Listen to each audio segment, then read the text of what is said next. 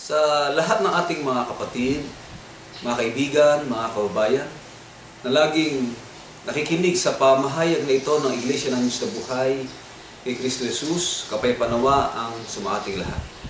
Sa bisa ng karapatang ipinagkatiwala ng Diyos sa kanyang munting pangasiwaan, sa pamumuno ng ating minamahal na matandang kapatid, Danilo M. Santiago Sr., ang punong lingkod sa loob ng Iglesia ng Diyos na Buhay kay Kristo Jesus. Ako po si Brother Randy Santiago, na inyong makakasama sa ilang sandali ng ating pag-aaral.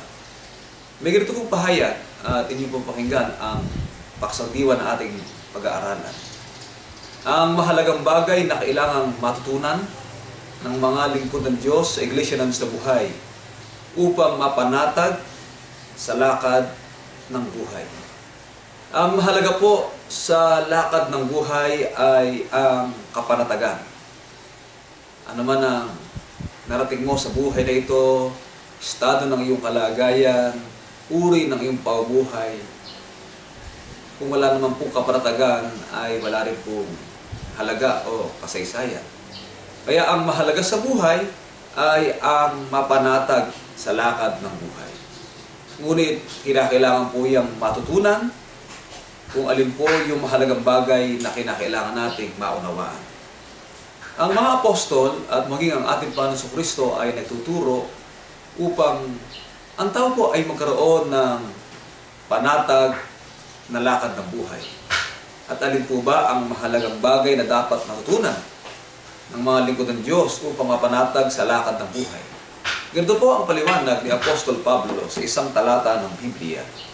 Dito po sa aklat ng Pilipos, sa kabanatang 4 at ang talatay 11, ating pong pakinggan at ganito ang pagtuturo.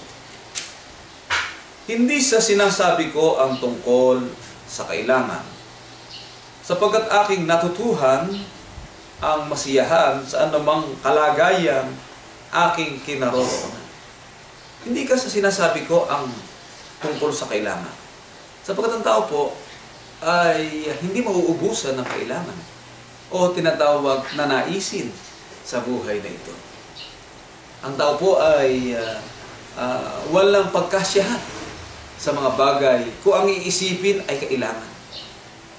Habang ginagawa mo ang isang bagay, laging papasok ang tinatawag na kailangan. Kulang at kulang ang kaisipan ng tao kung aalamin ang bagay na kailangan. Kaya ang sabi ni Apostol Pablo, hindi sa sinasabi ko ang tungkol sa kailangan, sapagkat akin anyang natutuhan ang masiyahan sa anumang kalagayang aking kinaroroonan. Ang mahalaga po kay Apostol Pablo yung masiyahan. Yung salitang masiyahan sa anumang kalagayang kanyang kinaroroonan. Yung salita po kasiyahan. Paano po ba natin mauunawaan, maiintindihan ng salitang masiyahan o kasiyahan? Ganito pa rin po ang sagot sa aklat ng Pilipos, kabanatang 4. Ang talata ay 12. Pahingan po natin. Marunong akong magpakababa at marunong naman akong magpakasagana. Sa bawat bagay at sa lahat ng bagay, ay natutuhan ko ang lihim maging sa kabusugan at maging sa kagutuman at maging sa kasaganaan at maging sa kasalatan. Meron po palang sikreto ang buhay na matutunan mo ang lahat ng bagay, sapagkat hindi mo matututuhan ang lihim ng kabusugan kung hindi mo naunawaan kung paano po magutom. At hindi mo maiindihan ang kahalagahan ng kasaganaan pag hindi mo naunawaan ang maging salat sa pamumuhay. Hindi mo makikita ang kasaganaan kung hindi mo maranasan ang magpakababa. Mga minamahal na mga kapatid at mga kaibigan, yan po ang tinatawag na sikreto ng buhay. Minsan di kayo nasa ilalim, pero para masiyahan ka, pag ikaw naman ay nasa ibabaw, kinakailangan ng galing sa ilalim. Yun po ang batas ng Diyos, yan po ang kalikasan ng buhay. Ngunit pag hindi po natin nakita ang halaga nito. Kaya minsan ang tao po ay hindi dapat mawalan ng pag-asa. Kung hindi mo narating ang isang bagay, hindi ang ibig sabihin ay katapusan na ng bagay sa iyong buhay. Yan po'y sikreto. At yung sikreto po yan, mga kapatid, ay dapat na maunawaan ng bawat iya sa atin na hindi sa lahat ng panahon ay nandun ka sa ganung level. Kaya yung lakad ng buhay na yan, yung kaparaanan ng buhay na yan, dapat maunawaan at matutunan po ng bawat isa sa atin. Hindi naman maaaring pag ikaw ay nasa panahon ng kasaganaan ay labis ka nang magpapakasaya. Sapagkat dapat mo rin malaman na kaya ka masaya ngayon ay dahil sa nakaranas ka ng kalungkutan.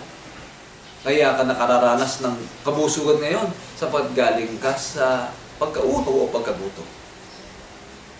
Ang mahalaga po sa atin ay magtiwala tayo sa pangako ng Diyos na tayo po ay mapanatag sa ating kalagayan, ano man ang meron tayo sa buhay na ito.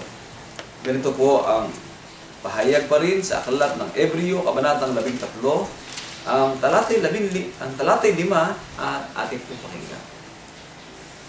Mangilag kayo sa pag-ibig sa salapi.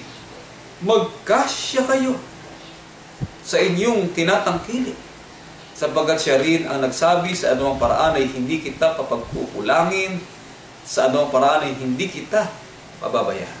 Yan po ang kinakailangan nating pagtiwalaan. Magtiwala tayo sa pangako ng Diyos sa anumang paraan, hindi niya tayo pababayaan, at sa anumang paraan ay hindi niya tayo pagkukulangin. Bakit po? Sapagkat nagkasya tayo sa ating tinatangkilik. Kung ano ang meron ngayon, ay doon po tayo magkasya.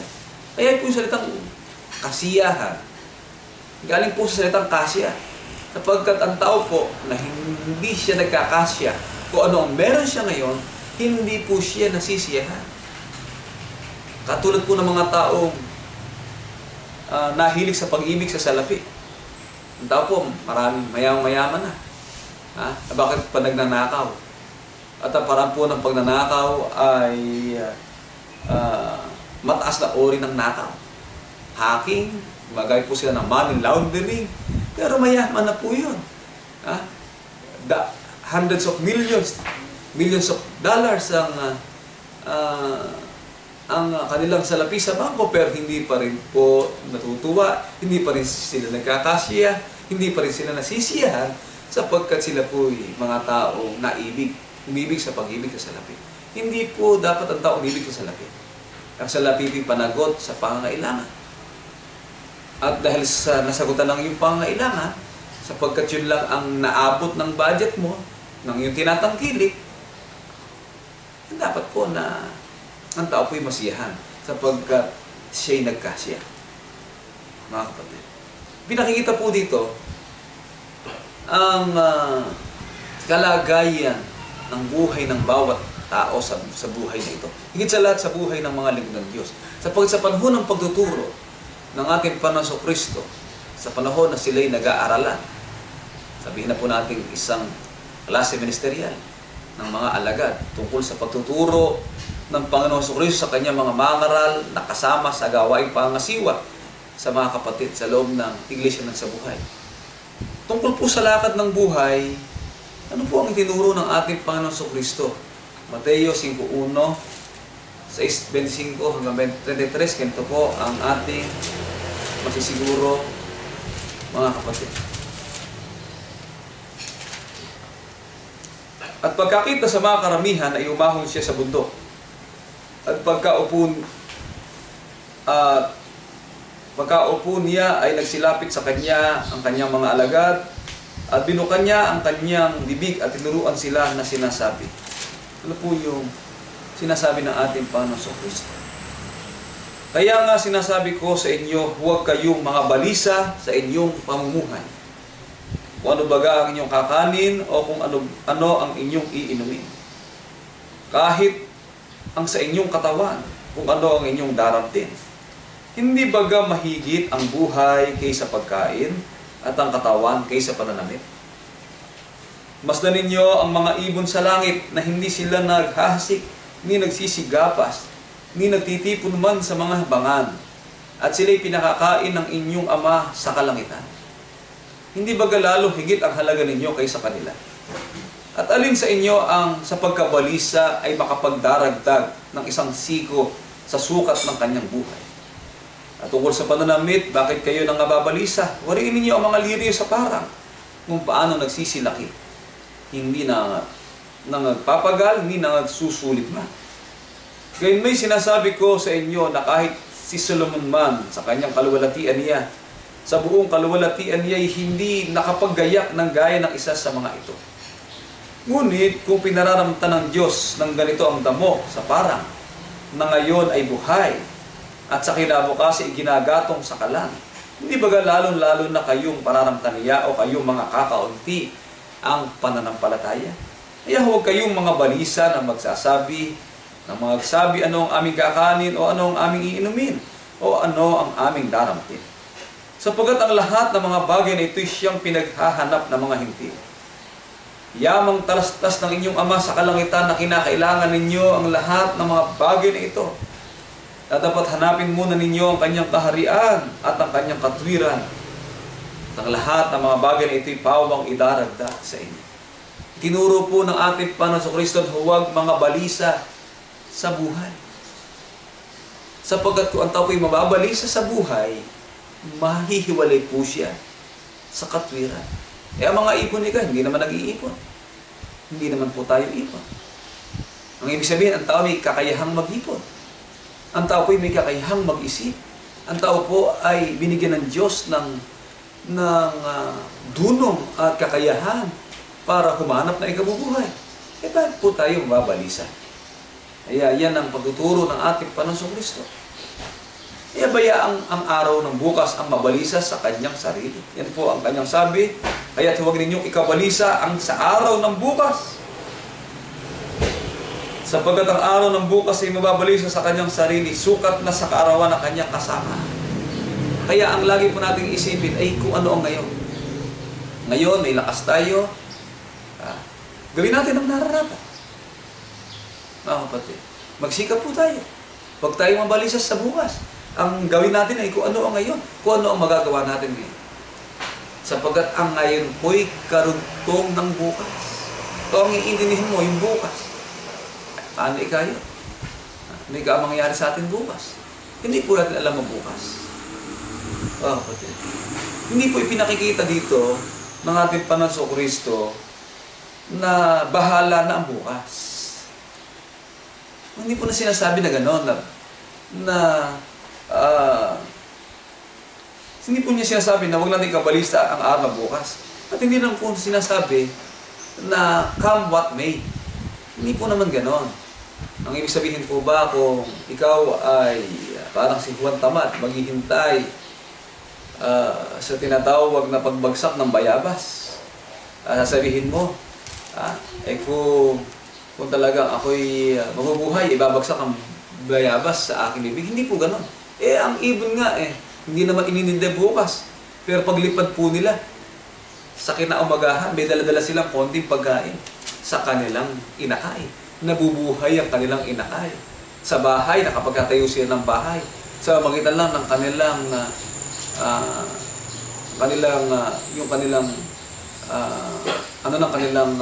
nguso. Nagagawa po nilang makakuha ng maliliit na damo na gagamitin para makagawa sila ng bahay ng kanilang inakain. Ang pinakikita po dito, hindi tayo dapat mabalisa sa bukas. Sapagkat ang pinag-usapan po ay yun ngayon. Alin po yun ngayon? Kung meron tayong pagkain at pananamit, ngayon. Sapagkat yun ang ating pinagsikapan, yun ang ating pagtrabahuan. Kinakailangan po, masihan na tayo. Unang Timoteo 6:8 na aklat ng unang Timoteo. Ngunit kung tayo may pagkain, ba't ka nagkaroon ng pagkain? Hinahanap mo maghapon. Nagtrabaho ka at pananamit. Ba't ka nagkaroon ng damit? Sapagkat yan ay bahagi ng iyong craft o kakayahan. masisiyahan na tayo doon. Kaya yung kasiyahan po ay mahalaga sa tao. Yung contentment o ang pagkakontento sa buhay. Sapagkat kung ano ang ngayon, ay dahil po sa iyo na ang ibinigay sa atin ng Diyos at naging bunga ng ating gawain. Mga kapatid, sa dalawang bukha ng buhay, paano po pinahalagahan? Kaya nga yung iba, yung ibang mayaman, o kinahalali ka pagdating na araw na marami na tayo naipon. Ipinasok sa investment, pasok sa pre-need plan. Ngayon, isarado na yung mga pre-need plan. Dahil yung mayayaman, magagaling pala. Pinapasok lang yung middleman at saka yung mga karaniwang mamaya para pumasok. Pagkatapos, itataob yung pre-need. Sabihin, wala ng pera, wala ng pera,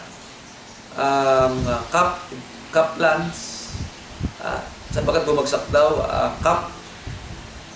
Yung ginawa pala ng mga may-ari, dinala sa ibang investment, sa Pininvest, dinala nila sa LRT Corporation, yung pinagawa ng, dinevert yung pondo ng mga bata. Ginawa, noong araw, uso-uso ko yung tinatawag ko nila Pacific Plan. Yan ang ganda dyan, nagpaaral. O di, pasok lahat ng mga naghahanap ng kinabukasan, mabuting kinabukasan para sa kanilang anak. O sabi no may-ari, nasarado na at wala nang kita, bumagsak. Noon pala, inilipat sa bangko. Tayo ng building, ininvest sa ibang negosyo ng RCBC, EEI, iba't ibang korporasyon.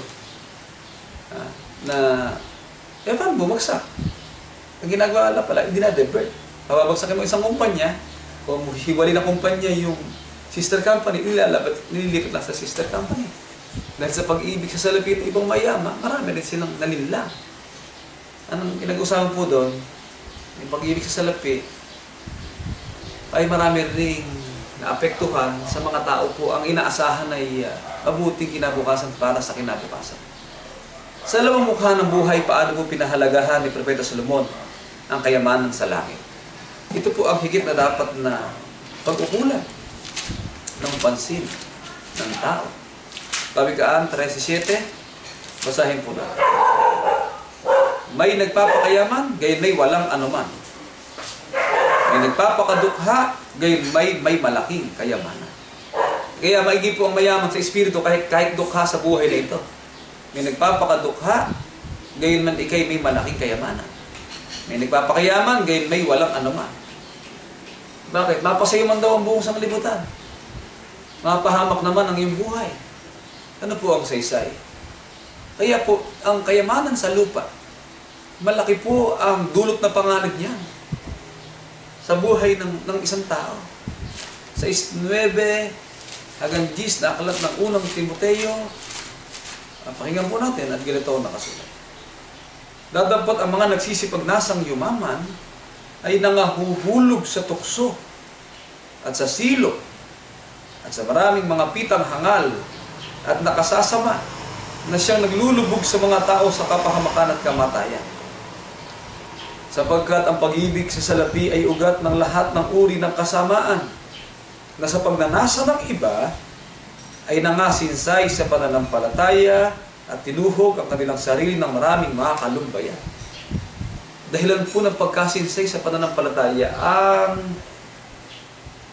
pagnanasang imaman. Pag nagnasa kang imaman, mahihiwalay ka sa Diyos.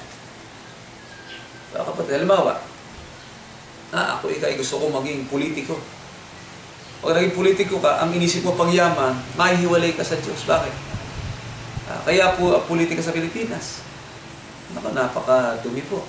Maganda nga ang naging resulta ng eleksyon, pero marami pong mapapansin na hindi ka nais-nais lang sa lokal. Yung problema po sa local election po, ano niyo po ang mangyayari? Hindi na po principle based, kundi ang basihan po ay kung sino mas maraming naipamigay na pera. Napakatindi ng vote buying. Nag-i-invest ang mayaman sa pagbili ng boto, pag nanalo, babawiin naman nila. Karamihan po ay binabawi. nagastos. Kaya yan ay naging ugat yan ng corruption. Kaya ang katindi ng problema ng ating bagong Pangulo, the presumptive President-elect, pag siya po'y nanumpa na Rodrigo Duterte. Napakalaki ng problema, yung corruption. Paano gagawin doon sa tindi ng corruption sa local base? Paano mo mahanap yun? Sapagkat doon mapasok ang matinding corruption, yung sa bidding pa lang.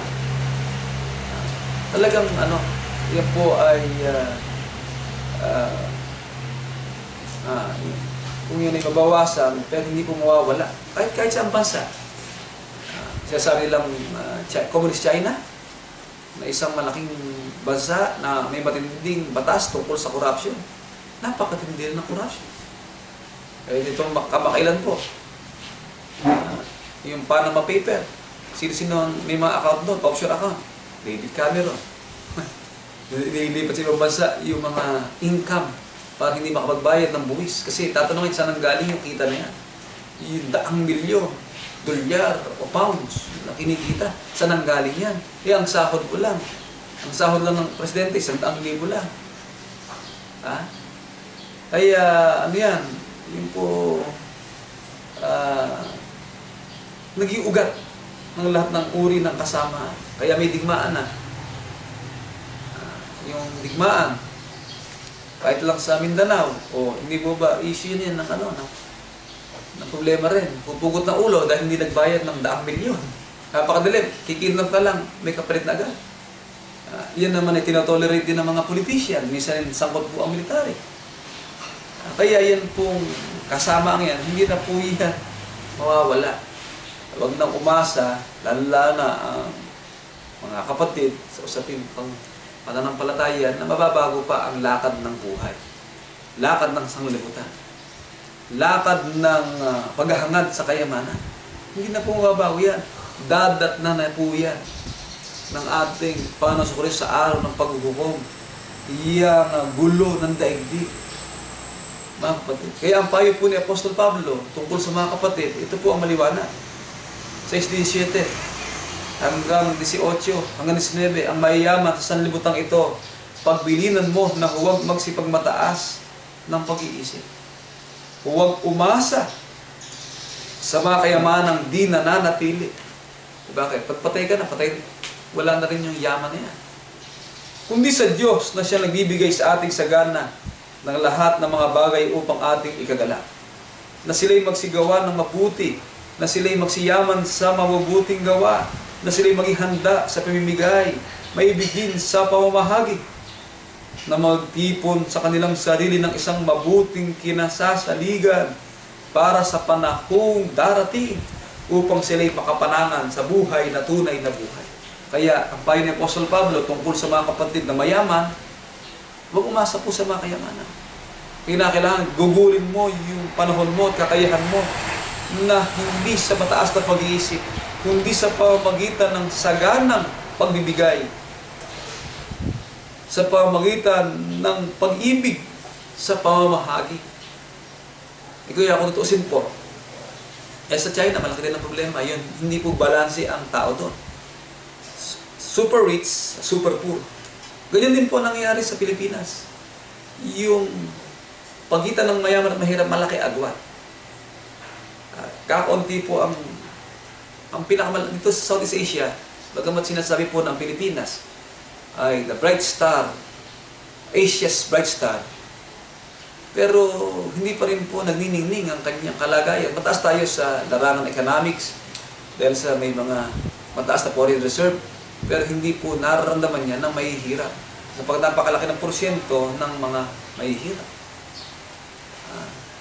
At yung balanse, kalagayan ng kabuhay, hindi pa rin po nararamdaman. Dahil sa ang mayaman, patuloy pa rin sa tinatawag na pagyaman. Kaya ang mga kapatid, paano man masasabing ang isang kapatid ay mayaman? Ang isang kapatid ay matawag na mayaman pag marami po siya, nabibili niya ang gusto niya. Halimbawa, kapag pupunta ka sa Parang pa rito sa ibang bansa, mayaman ka na noon. Hindi mo sabihin mahirap ka noon. Ikaw ay naglilibot sa France, mayaman ka na noon. Kahit sabihin mo mahirap ka, mayaman. Kasi po, pinag-usapan, nagagawa mo, ang gusto mo, sa bagay na naisip mo, gusto mo bumili ng kotse, makabibili ka. Yung pagkain, gusto mo bumili. Kasi po ang tao nasa level, meron pong mahirap, merong middleman. Yung tawag na middle person, pag hindi ka nagtrabaho, sa maghapon, hindi ka kakain. O lagpas sa 700 piso ang kinikita mo. Middle person po yun, o middle class, kung tawagin. Sa Pilipinas, pag hindi ka kumikita ng 500 piso kada araw, nasa kalagayan ka na mahirap. Sapagkat yung kitang 500 piso kada araw, hindi ka kasya po sa pagkain, pananamit. Hindi talaga siya makatutugon kung gagastos pa sa tinatawag na eskwela o pag-aaral mag-aaral o estudyante. Diba, kapatid? Yun po yung kalagayan ng buhay. Kaya sa kalagayan pong ito, pinakita po sa atin na tayo po'y magkaroon ng panatag na pamumuhay. Tungkol po sa pagtuturo ng Panginoon sa Kristo sa mga mangaral, na magtipon ng mga kayamanan sa langit at huwag ng kayamanan sa lupa. Ano po ang ibinungan sa mga kapatid ng pagtuturo nito? Unang Korinto 1:3 hanggang 5, ating mong basahin. Subayin niyo nawa ang biyaya at kapayapaan mula sa Diyos na ating Ama at sa Panginoong Hesukristo. Nagpapasalamat ako lagi sa aking Diyos tungkol sa inyo dahil sa biyaya ng Diyos na ipinagkaloob sa inyo sa pamamagitan ni Kristo Jesus, na kayo ay pinayaman sa Kanya sa lahat ng mga bagay, sa lahat ng pananalita, sa lahat ng kaalaman. Saan po yumaman? Pinayaman sa mga bagay na ukol sa Espiritu, sa pananalita at sa kaalaman. Kasi po pag ikaw ay pinayaman sa pananalita at sa kaalaman, dala na po yung bagay sa buhay na ito eh. Bakit? Kung ikaw ay maalam, bakit magugulo pamilya mo? Na yung pamilya mo ay walang makain. Kasi po, bawal po sa atin ang kapatid na mapagkailangan. Kasi po, ang tao mapagkailangan, konting gibot lang, problema. Ang tao mapagkailangan, konting bagay lang, nag-react. O kaya nakadarama ng pagkabalisa, yun ang mapagkailangan. Tinuro po sa atin ang kasipagan, tinuro po sa atin ang karunungan, tinuro po sa atin ang kaalaman. Kaya, kung pinayaman tayo sa lahat ng mga bagay ukol sa Espiritu, yung panglaman, simple na lang po yan. Bakit? Sapagkat naniniwala po tayo na sa anong paraan hindi tayo pabayaan o pagkukulangin sapagkat tayo binigyan ng Diyos ng kaisipan, ng kasipagan. Hindi po sinasabi sa atin na huwag na tayong trumabaho. Kasi si Apostol Pablo, natutunan daw niya ang kabusugan, ang tinatawag na kasaganaan. Bakit? Sapagkat siya raw iginawa ang kanyang sariling kamay.